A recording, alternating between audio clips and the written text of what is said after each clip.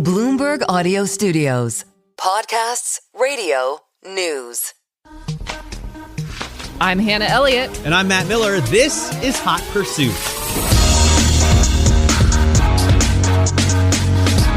Coming up on today's podcast, why are Tesla owners leaving the brand? The reasons go beyond what you're thinking. It's not just about Elon Musk. Course correction, Porsche, the latest car maker reassessing its EV strategy. And rave reviews for Ferrari's latest, the 849 Testarossa, but can it really justify a $500,000 price tag? And would anyone give it a bad review? I would give it a bad review if it was bad. True. I don't know anybody listen, anything. By the way, that's what I love about you and have always loved about you, right? No joke. I was looking at the reviews, and we'll get into it in a little bit, but I was thinking, you want the next Ferrari, so you're not going to give this one a bad review, but you would. Oh, I would. I don't care.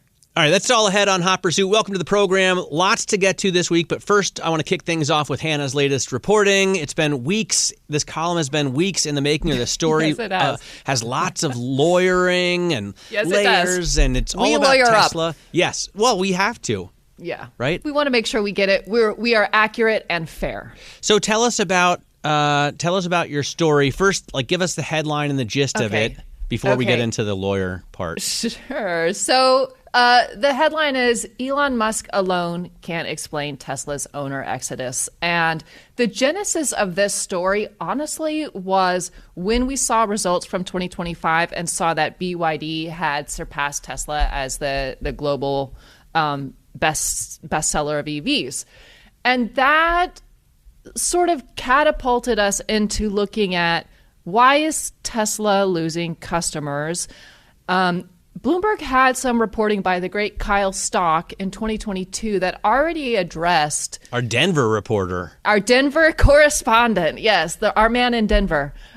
He had written this great story in 2022 about how Tesla was really a vulnerability for Porsche customers and was rather polarizing. And that was backed up by some brand loyalty studies back then and also anecdotally with customers. So that was great reporting. For this piece, we acknowledge that, but we wanted to really focus on people who had owned Teslas even though they might have been uncomfortable with Elon, or maybe they were Elon fans, people who own them for a while and then all of a sudden just decided, no, I'm not going to renew the lease, or I'm going to sell it or go into some other car. So this was a pretty nuanced story about, okay, we know about Elon, he's polarizing, we get it, but what are the other reasons that people who especially initially loved the cars are now leaving the brand? And it was very interesting to talk to them. And I spoke with quite a few people. And in the end, they all said very sort of mundane things that added up into them leaving the brand. There wasn't one big, really moment. It was a combination of factors, let's say. But this is other than Elon Musk, because surely a number of people have said, I can't deal with his politics. Sure. I don't like his tweeting. I think he's a racist, sexist, bigot, or whatever their issues were with him. And by the way, I'm not saying that he is those things. These are the complaints certainly from the left. Sure. But you're saying in the collection of other reasons that people would switch from Tesla to either another EV or even to a gas vehicle, there wasn't one heavy hitter. There's not one big thing. And we should also say, look, there is a broader slowdown in EVs worldwide. Growth of electric vehicles is expected to slow in 2026, and it has slowed the previous few years. So we're seeing just a gradual slowdown. Obviously, the loss of tax credits, the end of emission waivers, the loss of revenues for carbon credits, diminished aftermarket values, China in general. There are lots of things, plus the lack of infrastructure, which we've seen. All of these have contributed to people leaving EVs in general, that's not specific to Tesla. But one thing that has really affected Tesla is it has really lost its first mover advantage in two ways. The first one is that now there are over 100 electric vehicles on the market today from every major automotive and a lot of minor automotive brands. So when Tesla debuted the Roadster in 2006 and then delivered it in 2008, and when it debuted the Model S in 2012, it was the only game in town.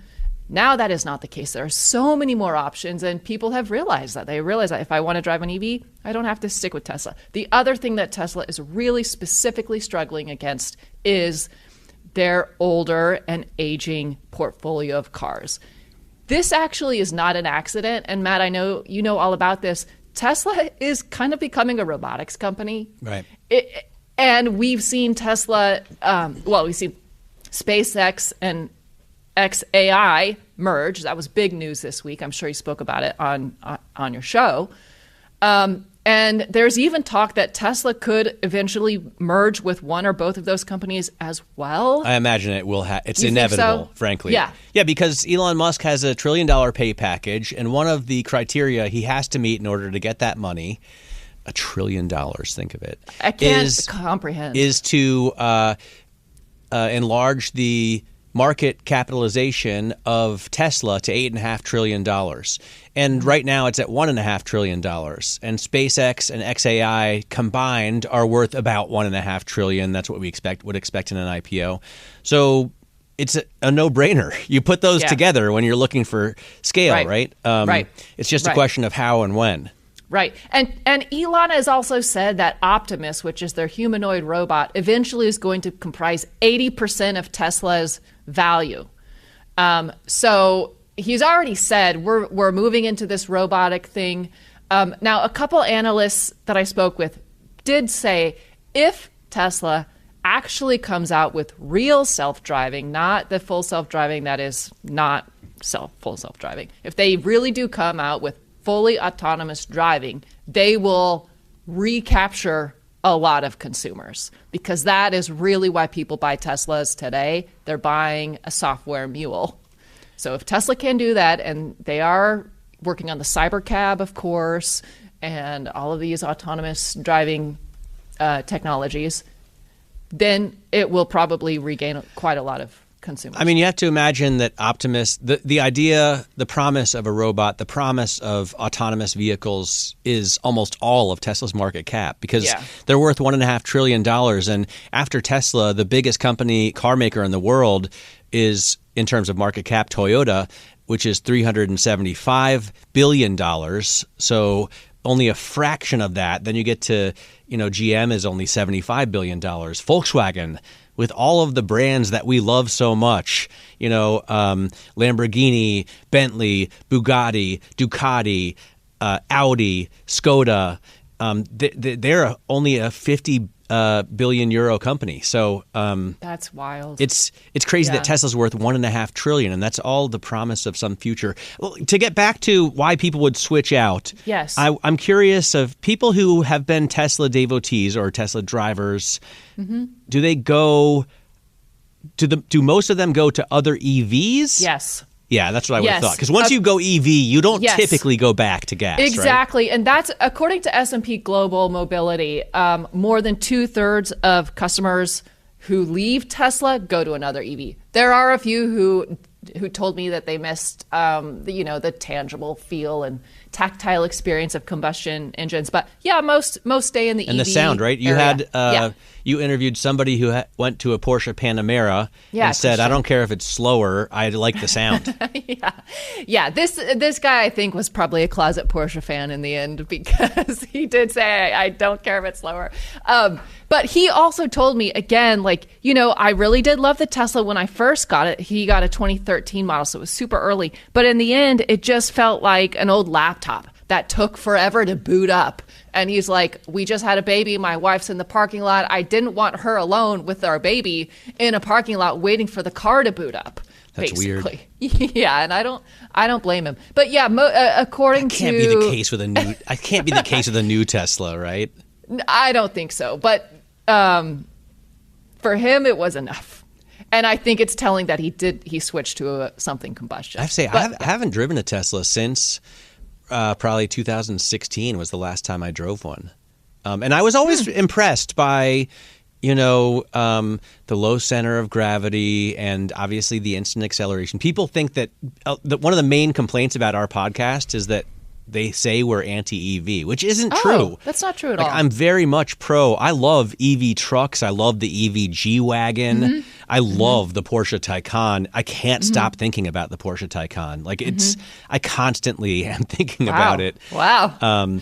To be inside your mind. Well, we're going to talk about Porsche in a second. When I saw the headline that they were considering axing EV sports cars, that headline was referring to the 718, but I thought for a moment they were considering axing the Taycan, and I was all of a sudden freaking out because I could imagine Cold the used sweat. values jumping. Yeah. And I just really enjoy driving that car. But the thing is, I just don't really have access to Tesla press cars.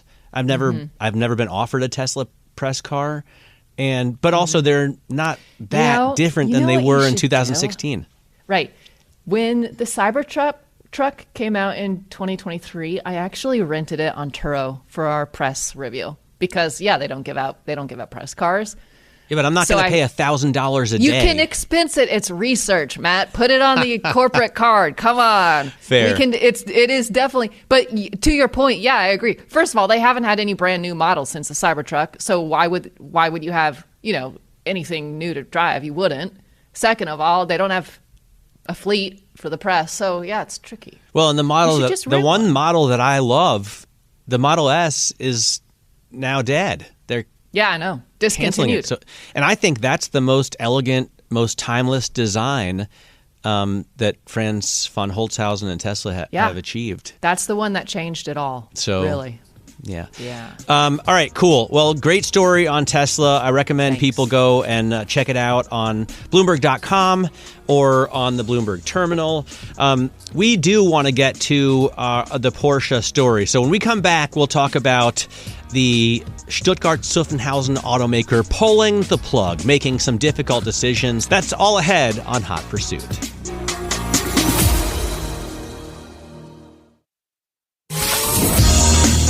Welcome back to Hot Pursuit. This week we learned that Porsche may be reconsidering its all-electric models, or one specifically. And Hannah, like I said, when I saw this headline cross the terminal, I was on my live program, so I was doing other news, and somebody in my team sent me the headline, and I kind of lost the plot for a second because I was so worried that my beloved Taycan, that they would stop producing that. Turns out they were talking about the 718. 718, which I feel like they really, really drag their heels on for as long as possible because they don't need it, right? They don't need an electric 718. I don't know. I don't think anyone's asking for it. I really don't. It's really interesting to me because having spent some time in the gas version of both the Boxster and the Cayman, and I'm sure you have as well. They have this reputation as the driver's car or the track day car, right? Because it's the mid-engine. Yeah, exactly. And you could always get a stick. You can still get a stick with those. And because it's kind of like a momentum car, right? It's not like shockingly fast out of the gate. You get the revs up and you're hanging around the corners. But I thought the idea of an electric version would be interesting because then you do get that blistering quickness, 0 to 60. And also, it's fun to drive a small electric car because of that instant torque and because of the low center of gravity. You can really push it around a corner. But obviously, I wouldn't have wanted one. You know what the crazy thing is? I've driven the electric Fiat, but there really aren't small electric cars. Right, because batteries are so heavy. Right. There aren't two-door sports electric cars, and I understand why maybe you would think, this would fill a hole.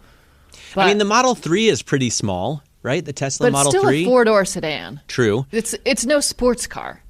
They had the Roadster at one point, and I'm guessing you could get an electric Lotus, right? Yeah. Barry Ritholtz converted his 911 a 911 to electric. I think that is so outdated, by the way. I think that is blasphemy. so. I think now that electric vehicle sales are slowing and all this, like, people are realizing we don't have to have them. Yeah, that's going to be like so 2024. Like there's a company, there's this company Everati, right? They make electrified versions of. There are many companies. I know, but this one I've been it's been popping up in my socials, and also we've been talking to some of the representatives. They make at least four different models that they offer: a 911 and like different variations of that, a Mercedes, like a Pagoda, right? Mm-hmm. A Land Rover, like a classic Land Rover, and oddly a GT40 Mark II.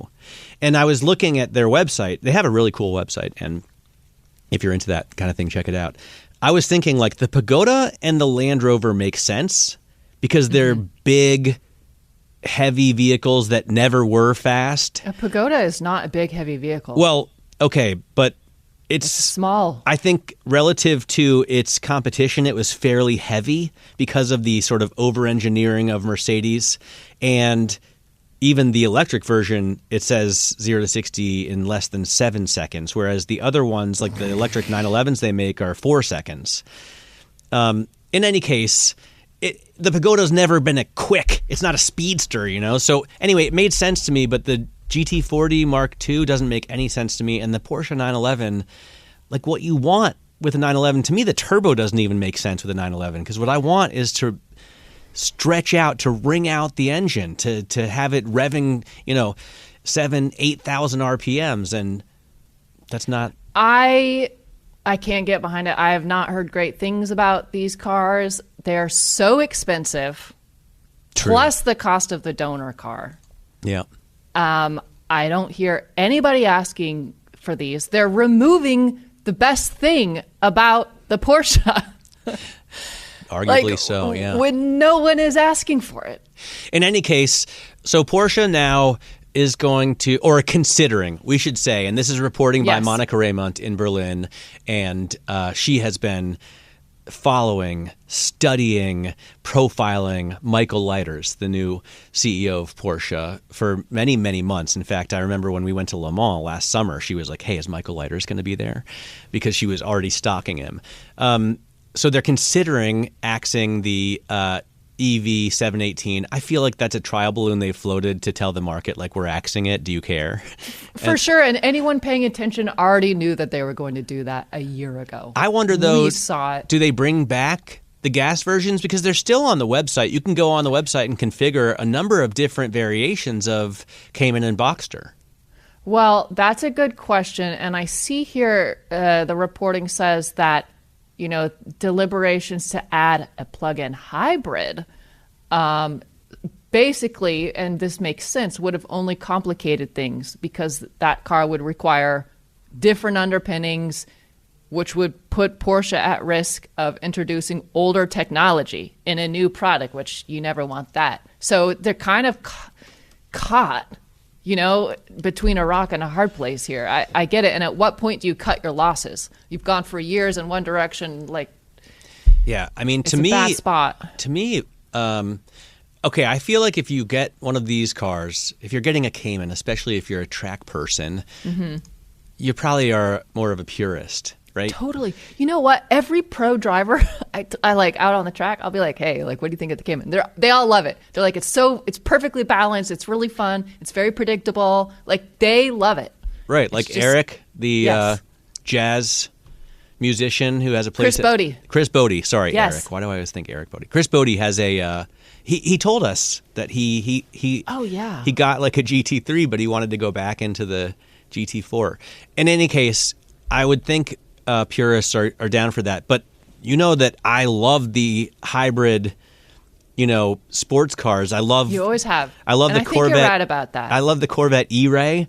Yeah. They put an electric motor on the front axle. They have the 6.2 liter V8 driving the rear. I just picked up a 2026 AMG E53 hybrid wagon Thank you, Mercedes-Benz. Cool. And it's the same thing. They have their inline six motor, the gas motor with the turbocharger, and they have an electric motor adding power. I think it's the best of both worlds. To me, it makes sense.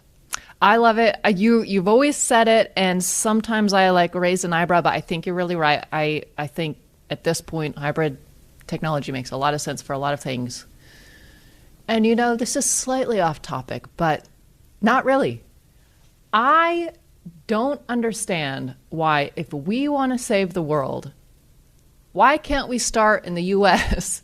with public transport? Oh, no, I totally agree. And trains. Yeah. Like in Europe. I mean, there's no public transport across, no usable. I'm like, I still don't see how. Even for car people, it would be a huge draw. Of course. Because, okay, when I bought a GLS from Galpin in L.A., and it would have been fun to fly out to L.A., drive it around a little bit, and then put it on a train with me. Yes. And you can do that still in Europe. If I want to go ride motorcycles in Italy, but I'm living in Berlin, I can just go to Hanover, put the bike on a train, get an overnight car, and wake up in Verona, take my bike off the train, and go that is so tool cool. around, the Alps. Yes. And that way I avoid the 5-hour Autobahn trip from Berlin to that Munich. nobody that is deadly really boring. wants No to one do. wants to do that. No, not with those speed cameras. So it's not fun.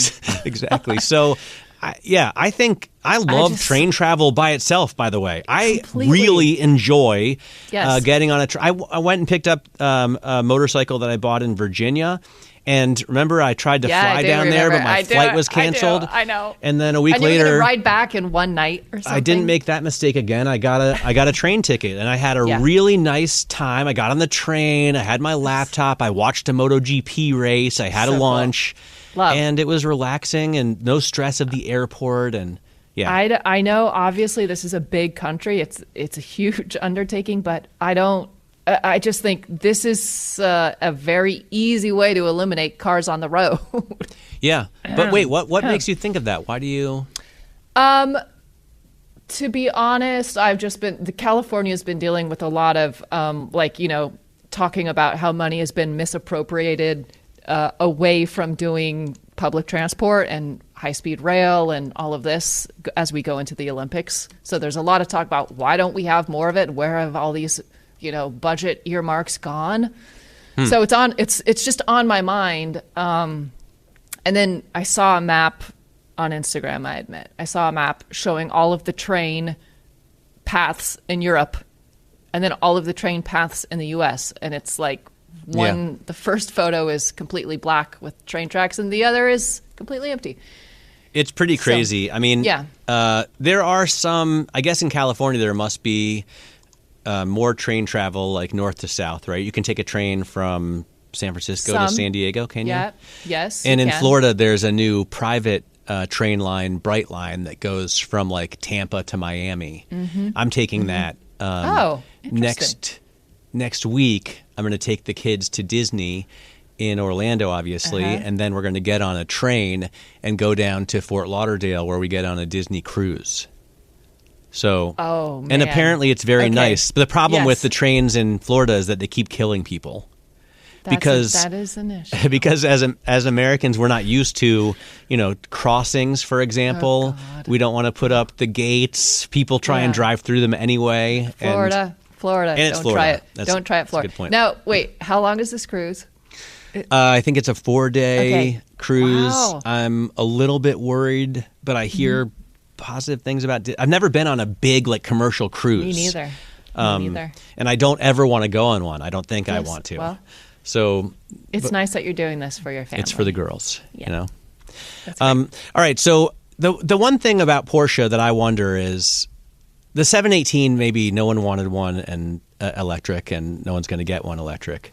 But one of the biggest blemishes on Porsche's record so far this year has been the electric Cayenne, right? I mean, that's what got the worst backlash on social media. Have you driven it yet? The electric Cayenne? I'm going to be honest and say I don't remember. No, I think you would remember. Did you drive the electric Macan? Yes. I haven't driven either one, but I know that it's been out, and like Matt Farah ordered one and I think owns one as a daily. He likes electric cars. He liked the Mustang Mach-E. Yeah, he does. He does really try them. Like he does put in the work on them, doesn't he? Yeah. So it'll be interesting to see how those sales go because they're money makers, right? These are the high volume. Completely, depending on whether it's the U.S. or the rest of the world. Yeah, these are their best sellers. It'll be interesting to see how that goes. And I don't think I drove an electric Macan. I think the reason why I don't remember is because I have not. Yeah, no, Cayenne. I don't think. Yeah. Electric Cayenne. I think you must have driven the electric Macan, right? I have driven the electric Macan. That for sure I drove last year. But didn't make a huge impression on you, obviously. No, I'm looking at the review. Yes, I drove it. I think it was good. According to my review, it was good. It was in copper ruby metallic. I do remember this car, but I haven't driven the Cayenne. Right now there's a green Ferrari 456 on Bring a Trailer, and one of the things I love about BAT is a lot of times old journalists will get on there and comment, and some guy under their real names. Yeah, wow. Yeah, and a journalist who test drove that car when it first came out, like one of the first ones in America. In the comment section, wrote he's never going to forget driving this car for the first time, and he went back and looked at his slides and looked at his old story, and that's true. That car made a mark on this man, and I'm saying the electric Macan did not make a mark on you. That's right. That is accurate, and I can totally relate to that, and maybe this is a little known secret, but when you do drive so many cars, honestly, sometimes you have to go back and look and be like, did I drive that car? This goes back to my whole thing with so many cars are appliances, right? Especially premium SUVs. Let's just be honest, they are. There are a lot of cars that I really do remember. I really remember the 992.1. I really remember that car. I really remember the Roma. I really remember the electric G-Wagon. Yep. There are some that, huge for fan. instance, I'm a huge fan, by the way. Me too. I was blown away. So it's not just about it being electric, because I remember driving in the Model S, in 2012. I remember those. Maybe, by the way, maybe the Cayenne is successful as an EV, because in my experience, big, SUVs and trucks are great platforms for an EV powertrain. It just seems to work so well on these huge people movers or haulers. I love the G-Class with an EV powertrain, and I love the GMC Sierra with an EV powertrain. And I love the electric Escalade, and I know you did not like it, but I remember that very specifically. Yes, there's a use case for sure. All right. Well, when we come back, we're going to talk more about Ferrari, because the Testarossa is back, but can anyone really justify the price tag, especially in a world where nowadays, when you drive a Ferrari off the lot, they tend to depreciate really quickly. We'll have that discussion after this.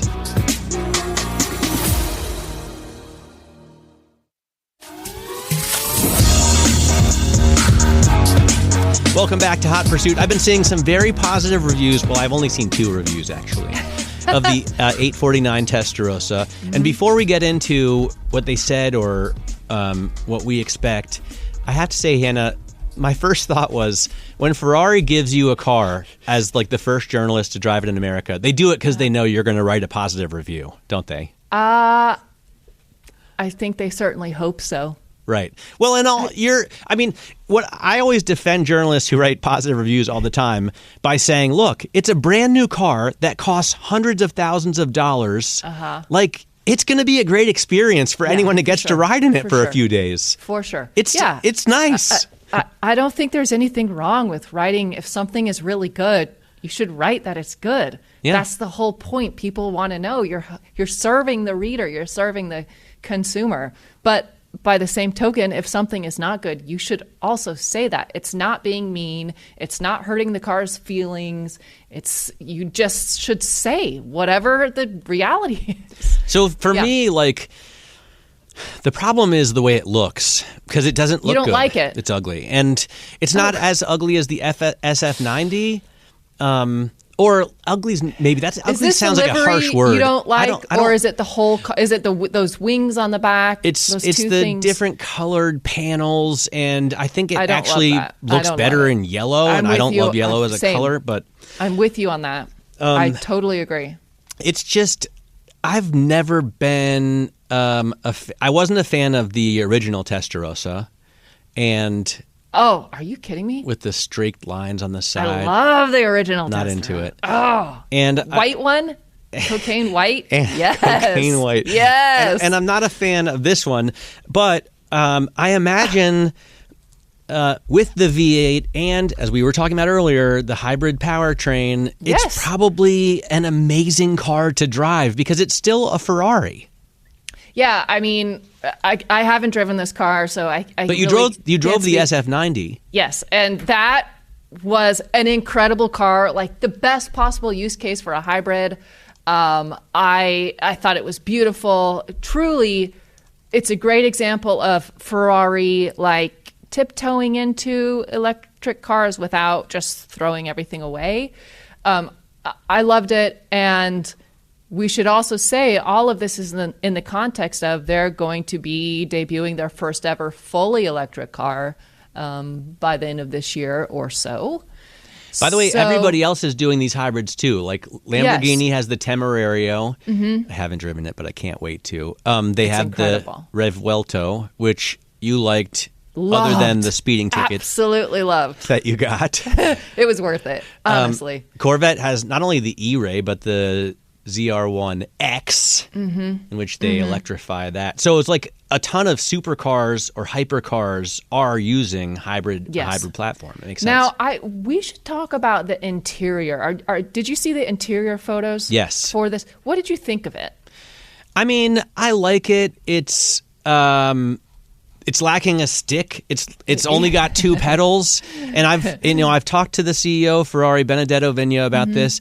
I think it's a huge mistake. I get what they're doing. They're tech forward, right? So they put like supercomputers at all four corners to control the suspension, and they want the shifts to be less than milliseconds. But I feel like at this price point, and it's like $600,000.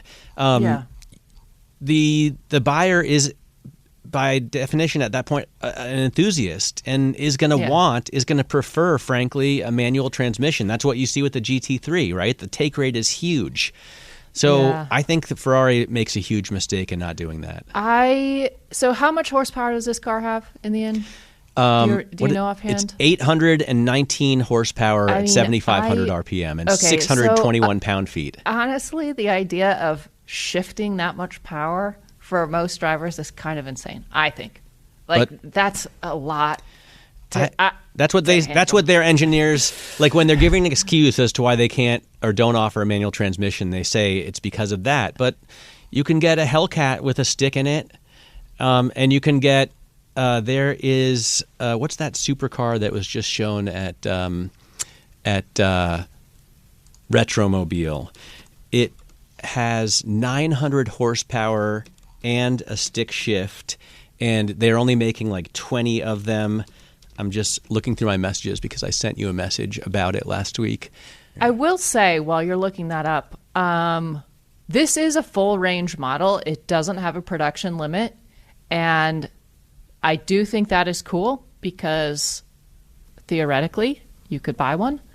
Obviously, you probably have to buy a few other Ferraris ahead of it, but I do like that. I don't think you have to do that anymore, right? What do you mean? I don't think you have to line up and buy the cheaper ones before you get the good one. And also, this isn't a 12-cylinder, but at this point, the SF90, I've seen one with only 200 miles go for over $100,000 under MSRP. I saw one with 1,600 miles go for, I think, $250,000 below MSRP.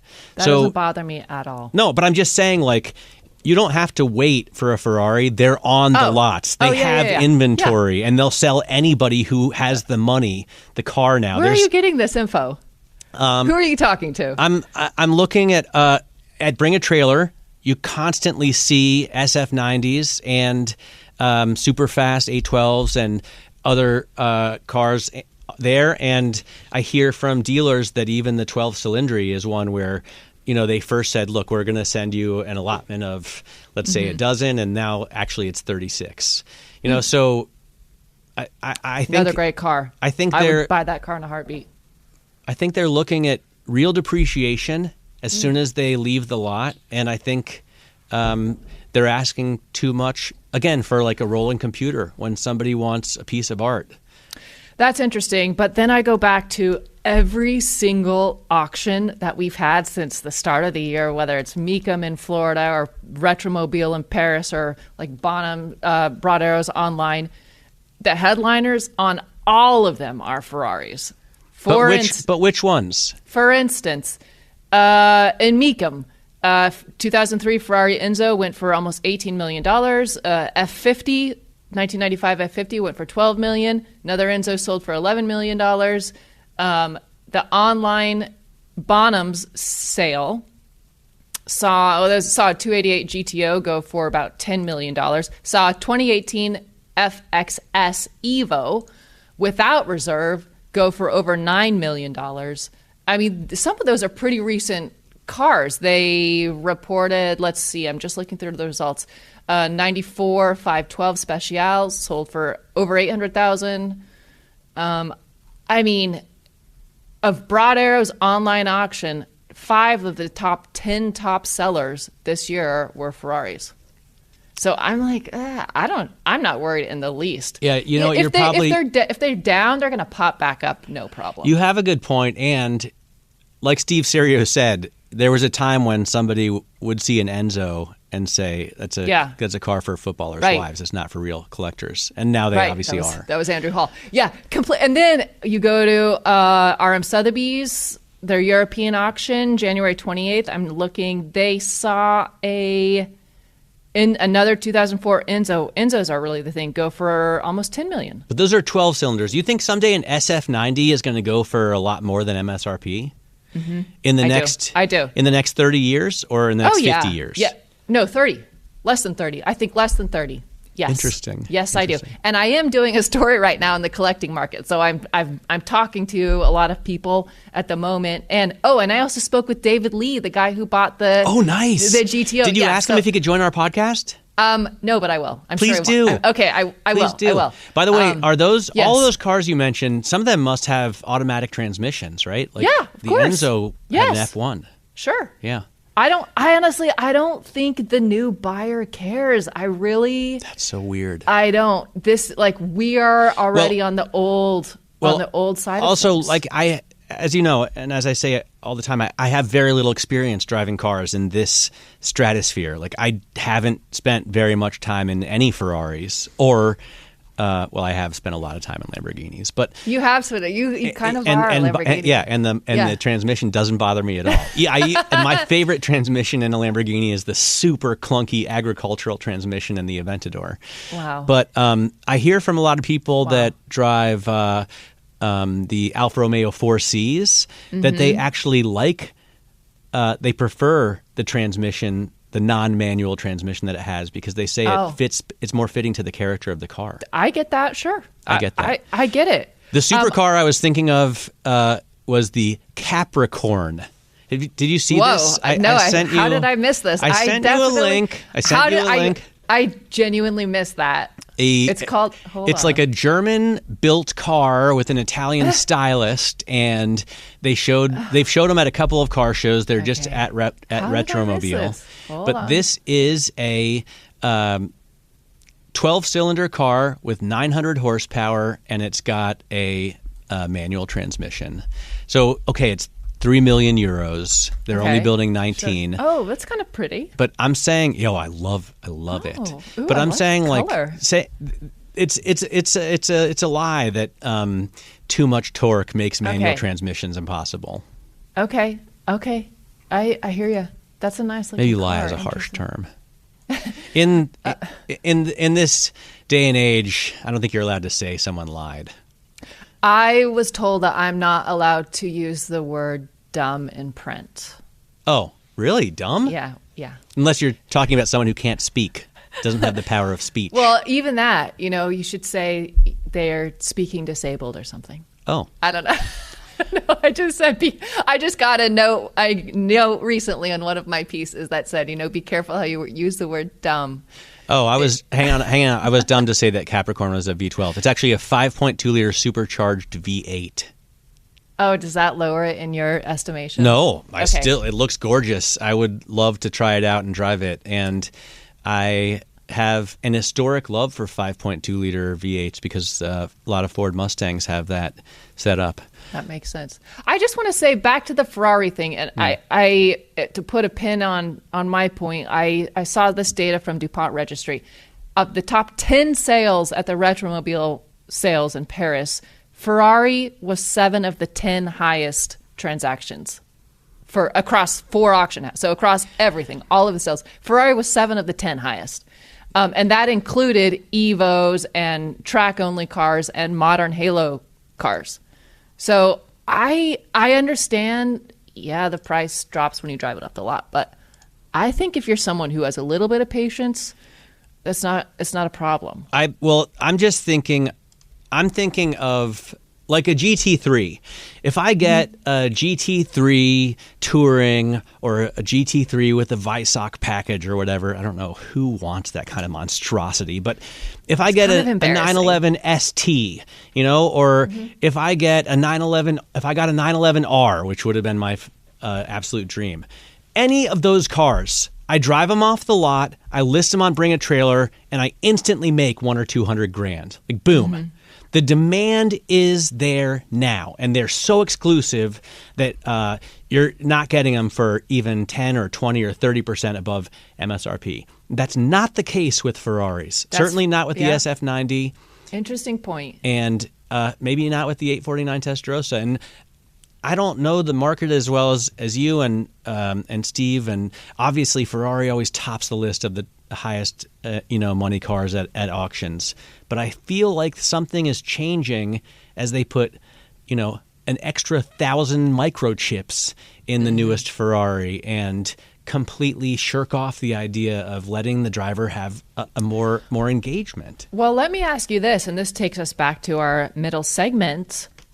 Do you think Porsche's going to start to have a dip in values as a sort of latent reaction to everything that's happening within the corporate structure of the company? I have thought about this a lot, and I don't imagine that the 911 is affected by those things. Even though the 911 has similar issues in it's always getting bigger, it's maybe a little bit heavier, but not that much. It's much more computerized. They're pushing away from manual transmissions. Like you can only get, I think the T is now the only car that you can get a manual in. But there's so much demand. There's rabid demand. People who fawn over like the 1971 IROC 911 are also praising a new GT3 Weissach, which I don't understand how that same person likes both cars, but people just love anything they do with the 911.